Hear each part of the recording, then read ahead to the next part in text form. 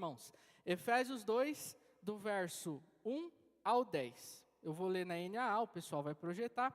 E o texto ele diz assim: Ele lhes deu vida, quando vocês estavam mortos em suas transgressões e pecados, nos quais vocês andaram no outro tempo, segundo o curso deste mundo, segundo o príncipe da potestade do ar, do espírito que agora atua nos filhos da desobediência. Entre eles também nós todos andamos no passado, segundo as inclinações da nossa carne, fazendo a vontade da carne e dos pensamentos.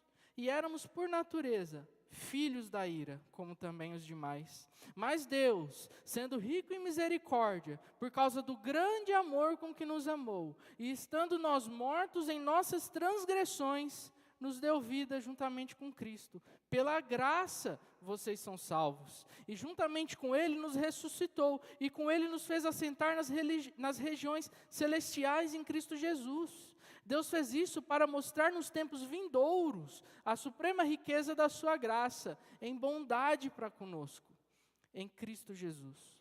Porque pela graça vocês são salvos, mediante a fé. E isso não vem de vocês, é dom de Deus. Não de obras, para que ninguém se glorie, pois somos feitura dele, criados em Cristo Jesus para boas obras, as quais Deus de antemão preparou para que andássemos nelas. Até aqui. Irmãos, se nós tivéssemos que resumir o Evangelho para uma pessoa, o que nós diríamos? Se tivéssemos que contar para alguém de onde Deus nos resgatou, como contaríamos essa história? Se quiséssemos falar para alguém como éramos antes de Cristo, o que nós diríamos? Esse texto, ele nos dá um norte do que nós deveríamos dizer. Ele resume o que Deus faz em nossa vida através do poder do Evangelho. Ele mostra de onde Deus nos resgatou e para onde nos transportou. E também nos mostra o porquê Deus fez isso e para qual objetivo nós fomos salvos. Paulo vai falar sobre como éramos antes de Cristo, como era a nossa vida, se é que era uma vida de fato. Ele também nos mostra que nós só conseguimos entender o tamanho da misericórdia e da graça divinas depois de nós entendermos qual era a nossa real situação antes de Cristo. Se alguém nos perguntasse, qual é a maior bênção que você recebeu ou que você poderia receber na sua vida? O que nós responderíamos? Talvez, na nossa cabeça, as primeiras coisas que seria ter saúde, nunca nos falta nada, ter uma boa família, filhos obedientes, um bom lugar para morar, casa, carro. Talvez nós lembremos primeiramente dessas coisas porque nós desconsideramos o tamanho da bênção que é a nova vida em Cristo. Nós só entendemos o tamanho dessa bênção se entendermos o tamanho da gravidade da nossa situação. E é por aí que Paulo vai começar. Paulo vai contrastar o tamanho do amor e o tamanho da misericórdia de Deus com a nossa condição. Porque de onde estávamos, somente um amor e misericórdia imensuráveis poderiam nos tirar. E antes de nós seguirmos, nós precisamos entender que Paulo ele estava escrevendo para a igreja de Éfeso. E a igreja de Éfeso, ela era composta tanto por judeus convertidos ao cristianismo, como por gentios que foram alcançados pelo Evangelho e dos quais nós fazemos parte. Nós somos os gentios que o Evangelho também chegou.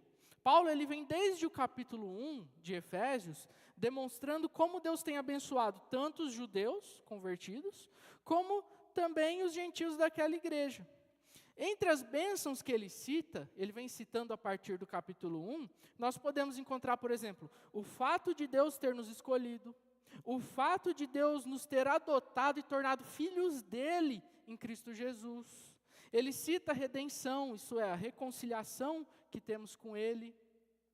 E Paulo ele também agradece o fato de Deus ter dado a eles, os judeus que se converteram, a sabedoria e o entendimento de verem que Cristo era o Messias prometido lá na lei, né? Prometido na palavra que Deus entregou através dos profetas. E ele também vai falar do selo da promessa, que nós, os gentios, recebemos ao crer no evangelho que chegou até nós. Depois, Paulo segue com uma oração para que os membros da igreja de Éfeso recebam o espírito de sabedoria e de revelação do pleno conhecimento dele. Efésios 1:17. Isso é, para que nós recebamos o entendimento de quem é Cristo. Isso demonstra que Paulo demonstra que Paulo tinha uma dependência do próprio Deus para que a mensagem surtisse efeito nos corações para os quais ele escrevia. Em seguida, ainda durante a oração, ele fala como Cristo está acima de todo principado e potestade, poder, domínio e de todo nome que se possa mencionar em todos os tempos. Efésios 1:21.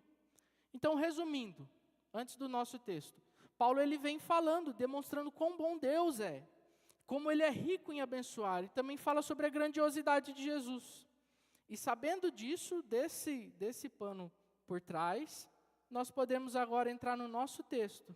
E agora nós podemos ver esse imenso poder de Deus em ação.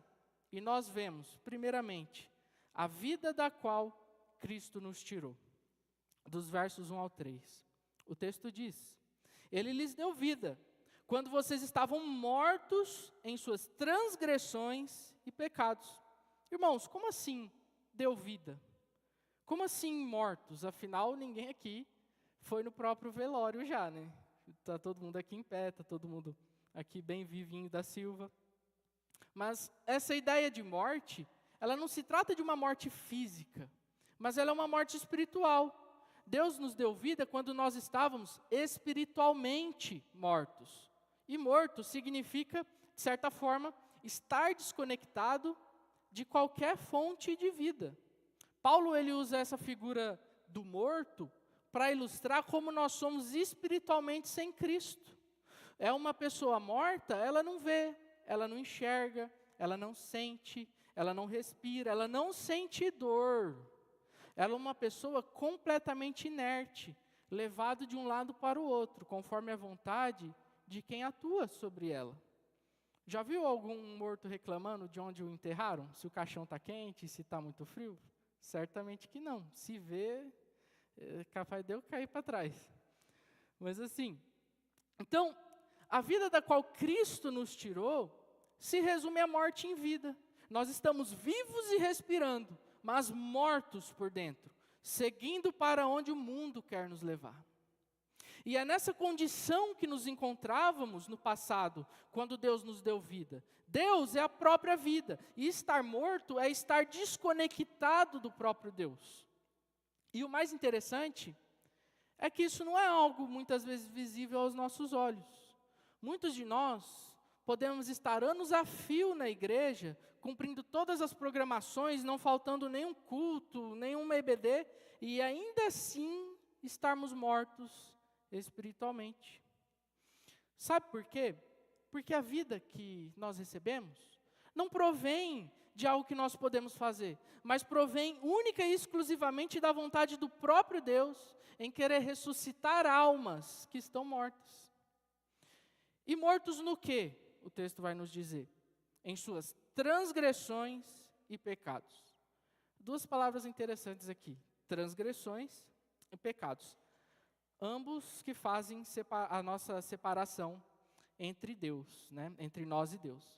Transgressões, do grego paraptoma, nos traz a ideia de se desviar do caminho, queda, não estar onde deveríamos estar, transgredir a lei de Deus, ir para além de um limite definido. E pecados, amartia, se refere àquela ideia que a gente aprende no EBD de errar o alvo, como alguém que atira uma flecha e erra o alvo. Essa pessoa, ela cometeu amartia. Então, num jogo de futebol, se alguém chuta uma bola a gol e erra, vai pela linha de fundo, isso é amartia. Ela errou o alvo. Deus, ele definiu um caminho muito claro, o da obediência.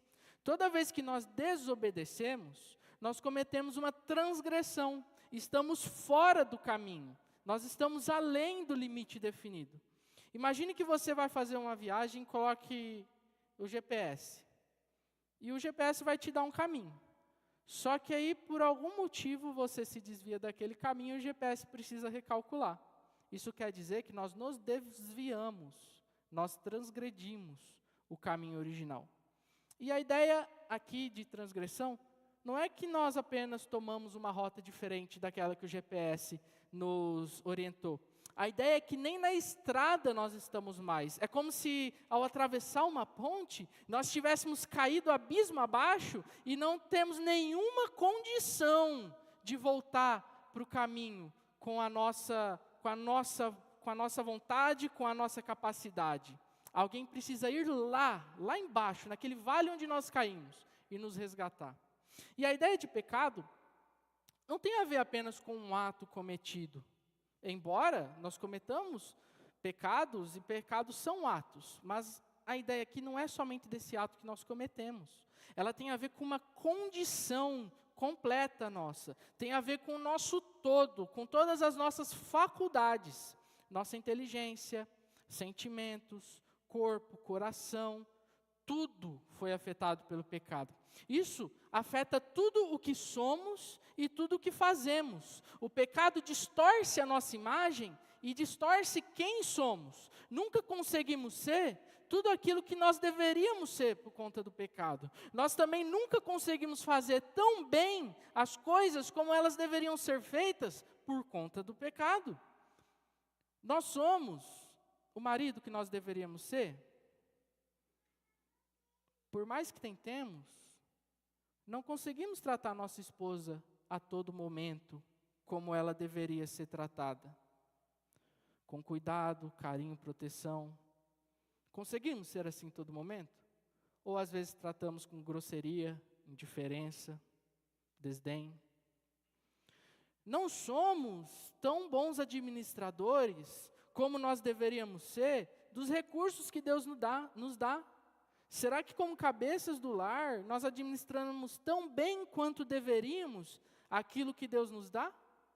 Ou às vezes pecamos e administramos de maneira egoísta, focada apenas nos nossos próprios interesses, se esquecendo dos interesses de nossa esposa, se esquecendo de ajudar os irmãos necessitados, se esquecendo de contribuir com as missões, como nós vimos semana passada.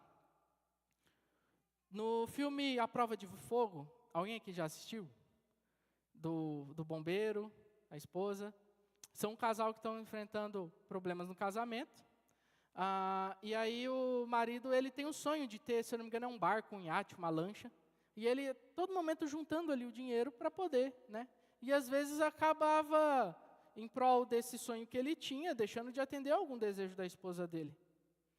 E, enfim, ele estava administrando os recursos de uma maneira egoísta, focando apenas naquilo que ele queria. Aí, por fim, a gente conhece a história do filme, quem assistiu, se não assistiu, assista, muito bom, desculpa o spoiler. Mas, depois ele, ao tentar restaurar o casamento, se arrepender tudo, ele acaba usando aquele recurso que ele tinha guardado para comprar o barco, para poder ajudar a mãe da esposa dele, que precisou de uma necessidade médica lá. Irmãos, é muito difícil sacrificar o que tanto queremos em amor de nosso próximo. É o pecado que torna isso difícil. E o pecado está no nosso coração. Ele está impregnado em nós. Mas é o nosso chamado. Por conta do pecado, não somos as esposas que deveríamos ser. Será que me preocupo tanto quanto eu deveria em ser a auxiliadora idônea que Deus me chamou para ser? Será que eu me dedico tanto quanto deveria no cuidado do coração dos meus irmãos, do meu marido, dos meus filhos? Será que nós conseguimos não reclamar contra o nosso marido no nosso coração? Será que eu me contento com o que o meu marido pode prover? Ou eu tento dar o meu jeitinho às vezes? Não somos os filhos que nós deveríamos ser. Ou será que conseguimos honrar os nossos pais em tudo aquilo que fazemos e a todo momento? Em Cristo, nós encontramos tudo que nós não somos e tudo que nós deveríamos ser. Quer saber o que deveríamos ser? Olhe para Cristo. Ele é tudo o que nós deveríamos ser. Ele é o humano perfeito. Ele é aquele que não há nada que possa ser melhorado. Ele é o ápice. Ele é o marido perfeito, pois ele deu a sua vida por sua noiva, a igreja. Ele é o filho perfeito, que em tudo estava sujeito ao Pai. O ser humano, ele foi criado para viver a lei de Deus, que é o caminho para o qual Deus nos criou. Um caminho de intimidade, honra e louvor a Deus somente. Porém, a condição que nos encontrávamos quando Deus nos deu vida é a de perdidos e fora do caminho. É a consequência natural de estarmos mortos espiritualmente. É o que o texto vai dizer. Nos quais, pecados e transgressões, vocês andaram noutro tempo, uma realidade passada comum a todos nós, né? Vocês andaram todo o tempo, segundo o curso desse mundo, segundo o príncipe da potestade do ar, do espírito que agora atua nos filhos da desobediência. Entre eles também nós todos andamos no passado, segundo as inclinações da nossa carne, fazendo a vontade da carne e dos pensamentos. Imagine um rio onde as águas estão correndo com toda a força em uma direção. Então pegamos aquele morto, aquele cadáver do capítulo 1, do versículo 1, e jogamos nesse rio. Qual é a única opção que aquele corpo tem? É o de ser levado pela correnteza. A pergunta que eu faço é, será que aquele corpo que está ali boiando tem a capacidade de nadar contra a correnteza? Mais uma vez, se ele sair nadando contra a correnteza, sai correndo você dali. A questão é que ele só tem uma opção, seguir o curso para o qual o rio vai levá-lo. O curso desse mundo é como esse rio. Ele segue uma direção e vai carregando todos os que estão dentro dele. E para qual direção esse rio segue? O texto vai responder. O rio segue na direção segundo o príncipe da potestade do ar. Essa é uma figura que Paulo usa para se referir a Satanás. O curso do mundo segue de acordo com a vontade de Satanás. E o que ele quer? Ele quer que as pessoas se aproximem ou se afastem de Deus. Esse rio, ele vai em direção a Deus ou ele vai cada vez mais longe de Deus? Uma vez que é Ele que define qual é o curso que esse rio está seguindo. Em outras palavras, sem Cristo, nós apenas seguimos o curso do mundo.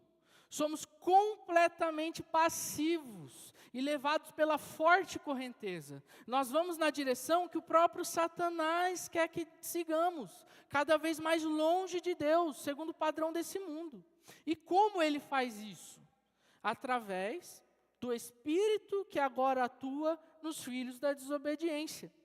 Aqui é importante esclarecermos uma coisa, que Espírito, aqui, ele não é uma espécie de entidade espiritual, um ser. A ideia aqui é mais parecida quando nós dizemos assim, o Espírito do Natal, o Espírito da Páscoa. Nós não estamos dizendo que tem um ser espiritual, mas o que nós queremos dizer é sobre aquilo que a maioria das pessoas está pensando em uma época. A ideia se aproxima assim, aquilo que está na cabeça das pessoas, espírito da época. O alemão ele tem um termo para isso, chama Zeitgeist, que é aquilo que o pessoal está comumente pensando. Essa é a maneira como Satanás vai operando nas mentes e corações. Isso se dá como? Nós vemos pessoas seguindo a última moda, procurando o último lançamento, idolatrando um artista aqui ou outro, preocupados com o que aconteceu na novela, seguindo uma ideologia, e outras até entregando as suas vidas por essas ideologias. Nós vemos pessoas, semanas após semanas, trabalhando para encher a cara final de semana, indo em festas e mais festas, se entregando umas às outras sem compromisso algum, e depois repetem o ciclo após ciclo, as mesmas coisas, buscando satisfação naquilo que não satisfaz. Vemos pessoas e mais pessoas trabalhando dia e noite, para pagar contas e mais contas que nunca acabam, escravizadas, angustiadas, seguindo um curso completamente sedadas. Era isso que ocupava as nossas vidas e os nossos pensamentos. Nós éramos como um rebanho sendo conduzido para o matadouro. E sendo assim, nós éramos filhos da desobediência. Ou seja, aqueles que não se preocupavam em obedecer a Deus. Talvez alguém diga, Leno, eu não conhecia a Bíblia, mas eu sempre me preocupei em obedecer a Deus. Irmãos, se a Bíblia é quem revela o verdadeiro Deus, e nós cremos nisso, no fundo nós estávamos obedecendo, sem conhecer a Bíblia, a um Deus que não é revelado por ela, criado segundo os nossos próprios pensamentos. E se o Deus da Escritura não contradisse em nada, em nenhum momento, aquilo que nós acreditávamos, então pode ser que nós não tenhamos entendido ainda quem Deus é. Isso era uma realidade, tudo isso, comum a todos nós, religiosos ou não. Verso 3. Entre eles, também nós todos andamos no passado. E andávamos como? Seguindo as inclinações da nossa carne, fazendo a vontade da carne e dos pensamentos. Ou seja, andávamos fazendo o que o nosso coração queria. Procurávamos satisfazer os nossos próprios desejos, sem se importar com a vontade de Deus. Às vezes nós pensamos que essa é uma realidade distante de nós, mas é algo do nosso cotidiano. Por exemplo, uma pessoa ela vai lá e vai comprar um carro. O critério da pessoa assim, Cristo, quando que ela tem no coração para fazer isso não, porque esse carro aqui é mais presença, esse carro aqui me traz uma aparência melhor, esse carro aqui, enfim, é mais cheguei, né? Todos vão olhar para esse carro que eu comprei e vão pensar isso de mim e vão pensar aquilo. O que é isso se não é satisfazer o próprio ego? A pessoa não se preocupa em saber se aquela é a vontade de Deus para ela ou não. Ela apenas se preocupa com a impressão que ela vai passar para os outros e que ela às vezes nem conhece esses outros. E o texto ele continua. E éramos por natureza filhos da ira, como também os demais. Irmãos, quem vive não se preocupando com a vontade de Deus, vive desobedecendo a Deus. E o que essa pessoa merece? O inferno. Essa é a nossa triste realidade. Nós merecemos o inferno e somente Ele. Nós estávamos em uma situação desesperadora. Talvez pensemos, né? Eu sempre fui da igreja, nunca fiz nada de errado, sou um bom cidadão.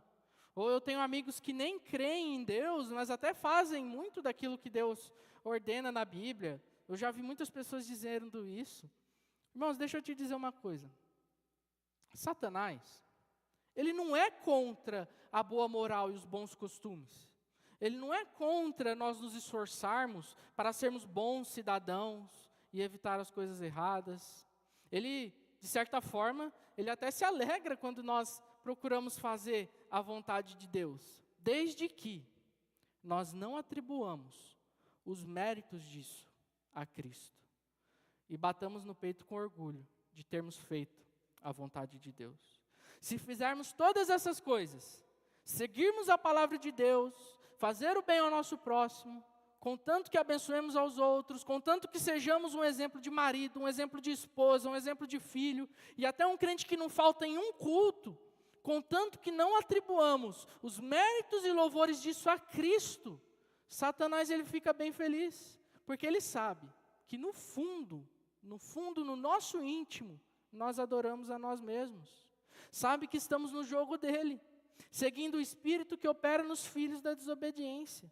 Por isso vemos tantos coaches dizendo, acredite em você, você tem que se sentir bem, Deus não quer que você se sinta mal. É como se disséssemos para Deus, ao fazer a vontade dele, que nós não precisamos de Cristo. E sabe quem diz que não precisa de Cristo? O ímpio. O mundo aí fora, o ímpio, você fala de Cristo para ele, no fundo, sabe que não precisa, né? Acredita que não precisa. E nesse aspecto, nós nos assemelhamos a ele. Quando nós fazemos toda a vontade de Deus, sem atribuir os méritos da Cristo, assim, eu obedeço, mas é porque eu consegui. Não, irmãos. Cristo operou a obediência em você, em louvor a Ele. Aquele seu amigo ateu que faz uma boa ação, que não incomoda ninguém, não se engane. Sem Cristo, ele está morto. No íntimo do coração dele, ele está tentando se auto-redimir diante de Deus. É a mesma coisa conosco. Quando nós não atribuímos o mérito da nossa obediência a Cristo. Essa era a profundidade da gravidade em que nos encontrávamos, de morte espiritual. Mas se por um lado, essa é a vida da qual Cristo nos tirou, existe a vida para a qual Cristo nos transportou. Irmãos, qual seria a pior notícia que nós poderíamos receber na vida? Talvez pensemos que seja perdermos todo o nosso dinheiro, perdermos a nossa casa, a nossa segurança. Talvez a notícia de uma doença incurável, de um câncer. Quem sabe até nós perdermos o emprego. Talvez a morte de um filho. Todas essas coisas, elas nos causam dor. É verdade. Mas, diante dessa situação desesperadora que nós estávamos, de morte espiritual, sabe qual que é a pior notícia que nós poderíamos receber? A de que Deus nos abandonou. Ao nosso próprio coração. E sabe o que provém dele? Jesus nos disse, lá em Mateus 15, 19. Porque do coração procedem maus pensamentos, homicídios, adultérios, imoralidade sexual, furtos, falsos testemunhos, blasfêmias. Não é à toa que a Bíblia nos adverte para guardarmos o nosso coração no Senhor, pois o nosso coração é a fonte de toda transgressão. E o texto continua lá em Efésios, verso 4. Mas Deus, sendo rico em misericórdia, por causa do grande amor com que nos amou, e estando nós mortos em nossas transgressões, nos deu vida, juntamente com Cristo. Pela graça, vocês são salvos. Deus não nos abandonou naquela condição. Olha que notícia maravilhosa, isso deveria encher o nosso coração de alegria. A nova vida que Cristo nos dá é uma vida de discernimento. Agora nós não estamos mais mortos e podemos discernir por onde andamos. Não somos mais levados a qualquer lugar pela correnteza do rio, pelas ideologias que guiam o mundo e pelos desejos do nosso coração. A partir de agora, podemos olhar para o nosso coração e, à luz da palavra, discernir suas vontades e desejos. Se aquilo está de acordo com o que Deus diz ou não. Essa nova vida nos permite se perguntar, por que eu quero o que eu quero? Será que isso glorifica a Deus? Ela nos permite ver as nossas motivações dessa nova vida. Nos permite adequá-las ao que Jesus Cristo ensina. Ou será que nos preocupávamos com a glória de Deus antes de Jesus chegar até a nossa vida? Eu tenho um exemplo pessoal, minha faculdade. Não sei quantos sabem, mas eu comecei a cursar, antes de entrar na preparação para o ministério, eu cursava engenharia elétrica. E eu lembro o que motivava o meu coração. Saiu lá o resultado, tal, qual curso escolher, enfim. Bolsa em engenharia elétrica, 100%. Hoje eu lembro do que motivava o meu coração. Não, porque engenheiro é uma profissão bem vista. Ó o ego. Não, porque engenheiro é uma profissão que paga bem. Ó a ganância. Sem Cristo, esse é o nosso coração. É isso que nos motiva. Agora, em Cristo, nós temos que olhar para o nosso coração e nos perguntarmos, todas as vezes, por que eu quero o que eu quero? Será que isso glorifica a Deus? Deus não nos abandonou nessa condição. A nova vida em Cristo, ela é uma vida que começa já. Repare que o texto ele não está no futuro, mas sim no passado. Olha o que ele diz. Nos deu vida, e juntamente com Ele, nos ressuscitou, e com Ele nos fez assentar nas regiões celestiais em Cristo Jesus. Ele já nos deu vida, não é só depois que morrermos. Isso quer dizer que a vida não está condicionada apenas à eternidade, mas quer dizer que já podemos usufruir dela aqui. E do que podemos usufruir? Podemos usufruir de uma vida abundante, de contentamento, do privilégio de poder obedecer a Deus e render glória a Ele, e não vivermos mais no pecado. Muitos pensam que vida abundante, quando Jesus Cristo diz, está relacionado ao que nós conseguimos conquistar aqui. Pensam que a vida abundante é uma vida de grandes posses, uma vida sem problemas, sem tristezas e de estabilidade emocional, que é o novo falso evangelho Na geração passada nós tínhamos o problema de venha a Cristo porque não vai te faltar nada, você vai prosperar financeiramente. Hoje o falso evangelho mudou a chave, hoje o pessoal tem pregado venha a Cristo porque você não vai sentir tristeza, você vai ser pleno o tempo todo, de forma alguma. Inclusive, existem tristezas que são produzidas no nosso coração pelo próprio Deus, a tristeza pelo pecado, da correção. Será que Deus não faz isso para que nós nos afastemos do pecado? Que evangélico é esse que fala que você não vai ter mais problema? Mas enfim, essa vida abundante, ela não está relacionada a algo que nós podemos fazer ou conquistar. Ela está relacionada e diretamente ligada com o fato de que agora, em Cristo, podemos vencer o pecado. Se vence um pecado, o mérito é de Cristo, não é nosso. Essa nova vida permite o contentamento, ou seja, podemos louvar a Deus até mesmo durante os momentos difíceis que nós vamos passar, e nós vamos passar com certeza. E nós não vamos ser levados pelo nosso coração, como antes era, a blasfemar contra Deus, a reclamar contra Deus. Esse coração ele vai entender que Deus está ao lado mesmo nos momentos difíceis. Isso é uma vida de contentamento. A nova vida que Cristo nos dá é uma vida de intimidade. Nós podemos usufruir do relacionamento com Deus, podemos chamá-lo de Pai, e não somos mais seus inimigos como nós éramos, não somos mais filhos da desobediência. Temos livre acesso ao Criador do universo. É uma vida de plena segurança em Deus.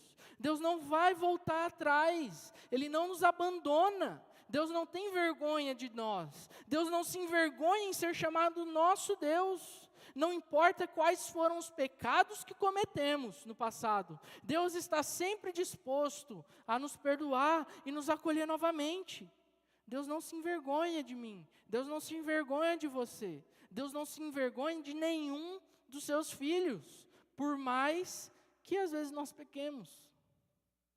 Nessa nova vida, Cristo está ao nosso lado a todos os momentos, para corrigir, consertar o caminho, ser consolo completo no momento da angústia, não deixar com que nos percamos novamente. É uma vida maravilhosa e que nos é dada de graça.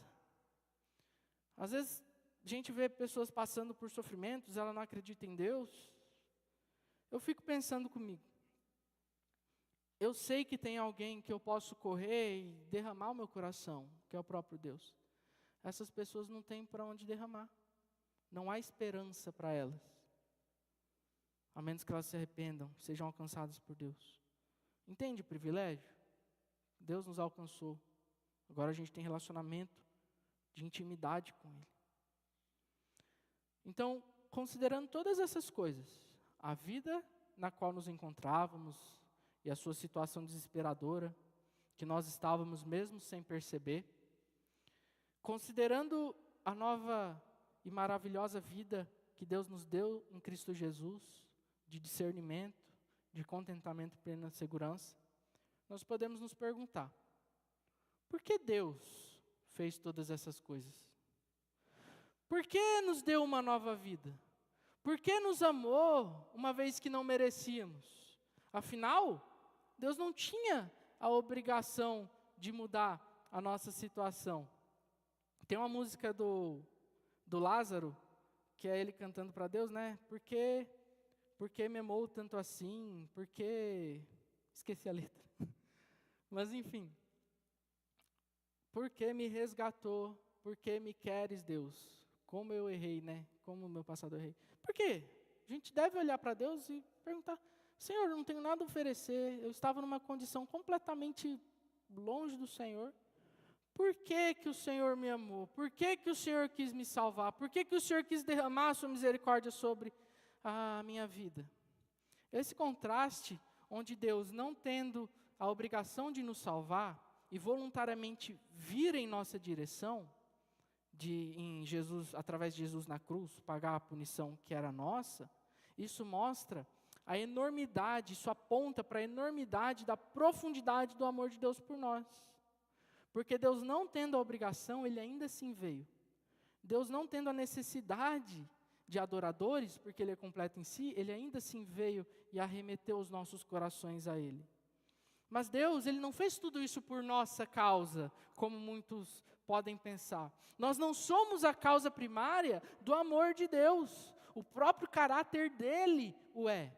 Embora Deus nos ame, não foi por nossa causa que Ele nos salvou, mas foi para o louvor da sua própria glória. O texto diz, Deus fez isso, ou seja, todo esse caminho de nos alcançar, Deus fez isso para mostrar nos tempos vindouros, os dias que viriam, né? Os nossos dias que nós estamos também incluídos, para mostrar nos tempos vindouros a suprema riqueza da sua graça em bondade para conosco em Cristo Jesus. Ou seja, Deus fez isso para mostrar o quão bom Ele é. A Bíblia, ela pressupõe que nós saibamos, mediante a sua revelação, que nós não somos merecedores do céu. Uma vez sabendo disso, e olhando para o que Deus fez, não nos resta outra alternativa, a não ser olhar para Deus e glorificá-lo por grande bondade, por tão grande bondade, que Ele tem derramado sobre nós. Deus tem todo o direito de ser o centro de todas as coisas, e de que todas as coisas apontem para a sua própria glória. Pode ser que alguém acuse Deus de ser um ególatra sádico que faz tudo para a própria glória.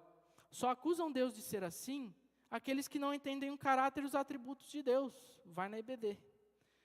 Só acusam Deus de ser assim aqueles que não entendem os caráteres e os atributos de Deus. Não entendem que se Deus adorasse outra coisa e estivesse sujeito a qualquer outra coisa que não fosse Ele mesmo, Ele deixaria de ser Deus, pois haveria algo externo a Ele que seria merecedor de glória. Somente Deus merece toda a glória. Ele mesmo é glorificado em sua bondade em nos salvar. Nós apenas somos beneficiados no processo onde Deus promove a própria glória. Ele é o centro, não nós. Ele é a causa primária, não nós. O texto continua no verso 8. Porque pela graça vocês são salvos. A salvação é um presente do próprio Deus. Graça é favor imerecido, é algo que não se compra, é Deus agindo espontaneamente em favor de nós. E a salvação é mediante a fé. A salvação, irmãos, é mediante a fé depositada em Cristo Jesus. Isso é, crer que Ele é Deus e nosso Salvador, abrindo mão de qualquer filosofia que diga que Ele não é. A fé é o meio para a salvação, mas ela, como o texto nos diz, não vem de vocês, é dom de Deus. Dom é algo que Deus nos dá, ou seja, Deus define o meio pelo qual nós somos salvos, que é a fé, e Ele nos dá a própria fé, gratuitamente, que precisamos para sermos salvos. Ou seja, somente Ele revela quem Cristo é para nós, de maneira gratuita. A fé que nós precisamos para sermos salvos, Ele é quem dá. Isso é uma maneira de nos mostrar que a salvação jamais seria conquistada pelas obras que podemos fazer, não de obras, para que ninguém se glorie, como diz o texto. Ninguém vai poder bater no peito e dizer, Senhor, eu consegui, eu estou aqui diante da Tua glória porque eu consegui conquistar a minha salvação, eu me salvei. Ninguém vai poder se gloriar diante de Deus, absolutamente ninguém. No fim, toda a glória será rendida a Ele somente. Então, por que Deus fez todas essas coisas? Para o louvor da sua própria glória. Toda a história e a nossa salvação, o processo de nossa salvação na história, desde a promessa lá no Éden, até a vinda de Cristo, e até o momento em que o Espírito Santo aplica a salvação e o convencimento da justiça e do pecado no nosso coração, toda essa história gira em torno de Deus, de um Deus santo. E para que Ele nos salvou? Ele não nos salvou para ficarmos à toa, sem propósito, sem uma missão para fazer e para fazermos o que bem quisermos. Deus nos salvou para vivermos a vontade dEle. Paulo diz em Efésios 4, verso 1, um pouco mais para frente nessa mesma carta, ele diz assim: por isso eu, prisioneiro do Senhor, peço que vocês vivam de maneira digna da vocação a que foram chamados.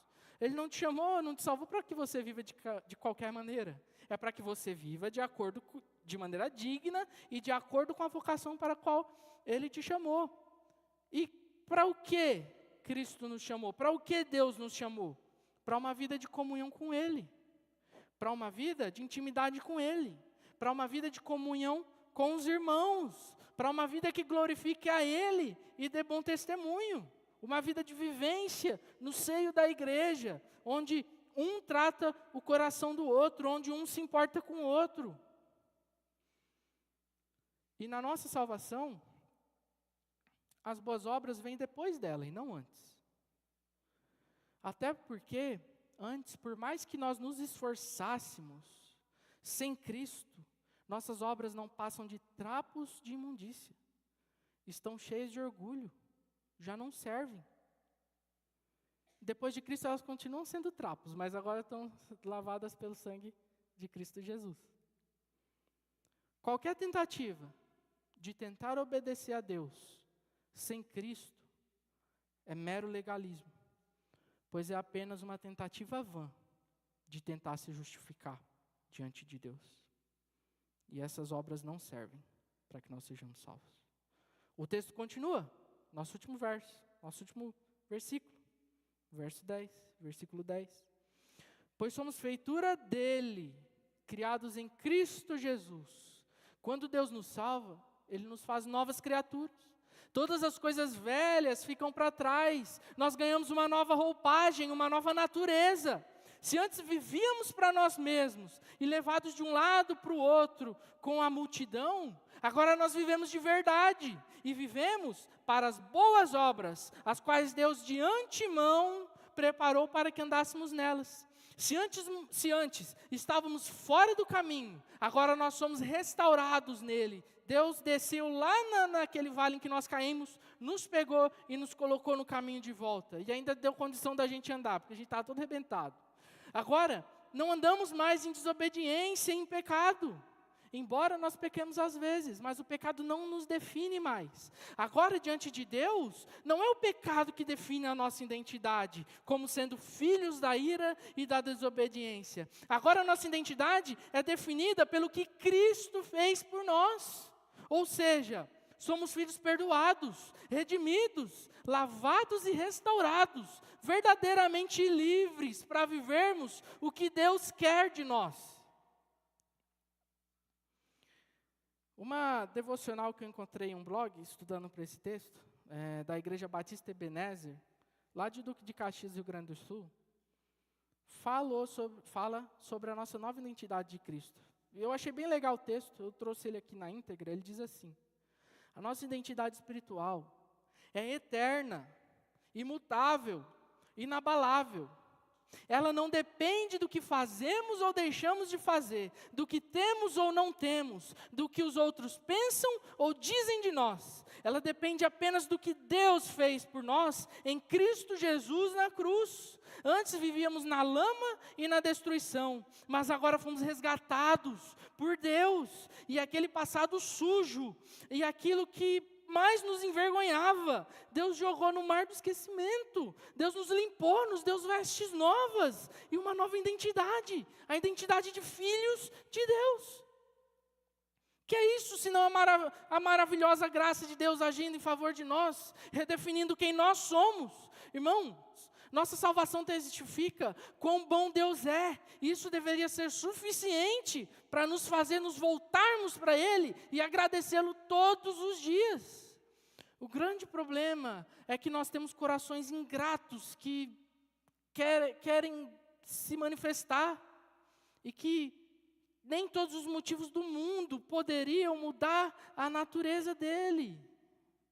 Apenas Cristo é capaz de sujeitar esse coração que a gente tem. E partindo para a nossa conclusão, nós tiramos algumas lições.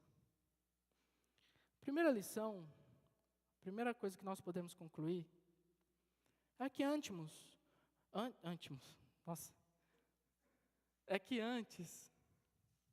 palavra nova, é que antes nós tínhamos uma natureza que era comum a todos nós.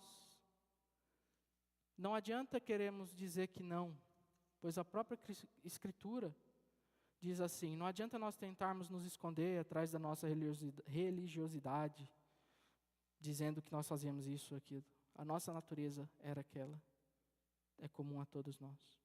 A nossa antiga natureza era uma natureza de morte em vida, onde estávamos desconectados de Deus. Pertencíamos ao pecado e estávamos mortos nele, sendo levados de um lado para o outro e pelo próprio Satanás e por nosso coração. Éramos escravos e, sendo assim, merecíamos justamente o castigo de Deus. Essa é a primeira lição. A segunda lição é que temos um Deus tão bondoso, que mesmo não tendo obrigação de vir até nós, nos resgatar, Ele nos amou e veio. E também nos deu uma nova vida, que é completamente diferente da antiga vida. Agora, nós somos verdadeiramente livres. E livres para o quê? Livres para obedecermos a Deus. Esse deve ser o nosso anseio. O maior desejo que nós devemos ter no nosso coração é o desejo de, em tudo aquilo que nós formos fazer, nós sejamos capazes, em Cristo, de obedecer a Deus. E o mérito é só dele. E a terceira lição, que eu gostaria que nós entendêssemos essa noite, é que Deus não fez tudo isso por nossa causa, mas Deus fez isso pelo louvor da própria glória. O ato de Deus nos salvar aponta para a magnitude do amor do próprio Deus, e nós podemos usufruir desse amor, perceber nas nossas vidas e usufruir dele. Nós deveríamos ficar felizes de ter um Deus que visa a própria glória e ainda assim nos beneficia nesse processo. Nós somos apenas coadjuvantes nessa história da salvação. E além de tudo isso, a nova vida que recebemos não é para que nós fiquemos parados. Ela é uma vida para que vivamos as boas obras que Deus preparou para nós. É uma vida para que vivamos a vontade de Deus. Amém? E a aplicação prática, antes de encerrar. Algumas coisas para nós aplicarmos em nossas vidas. Irmãos, quando nós formos evangelizar, que nós nunca nos esqueçamos qual é a nossa verdadeira natureza. Qual que é a condição da natureza sem Cristo. Quando evangelizamos, nós estamos falando com pessoas que estão mortas e longe de Deus, que não são capazes de ouvir o Evangelho. E a menos que o próprio Deus decida abrir os olhos e ouvidos e corações, nós não somos capazes disso. Então, dependa de Deus para falar dele para as pessoas. Dependa de Deus na evangelização. Ore para que Deus abra os olhos de quem você vai pregar, porque não está na sua mão a capacidade de abrir olho e ouvido de ninguém. Esse poder está residido somente na mão do próprio Deus. Que na criação dos nossos filhos, nós não venhamos nos esquecer da verdadeira natureza deles. Ainda que eles sejam bonitinhos, o coração de Adão está lá. Eles são filhos da desobediência. Nós devemos orar e pedir sabedoria do Senhor para que nós possamos levar a mensagem para o coração deles. E olha que privilégio, a gente ter esse privilégio de poder falar da mensagem do Evangelho e Cristo abriu os olhos dos nossos filhos. É a maior coisa que nós poderíamos conduzir eles. E não se esqueçam que a nova vida é uma vida de muito trabalho. Deus nos chamou para a comunhão. Deus nos chamou para o serviço. É para nos envolvermos com Ele e com a igreja, seu corpo. E ainda assim, gradativamente nós vamos sendo moldados ao que deveríamos ser nesse processo que Deus definiu. Olhe para Jesus, porque Ele é o verdadeiro homem. Ele é tudo o que nós deveríamos ser. E se alguém se sentiu incomodado pela mensagem, sente que a vida tem passado dia após dia e parece não ter sentido, pode ser um sinal de Cristo Jesus te chamando para uma vida de comunhão com Ele. Amém? Vamos orar.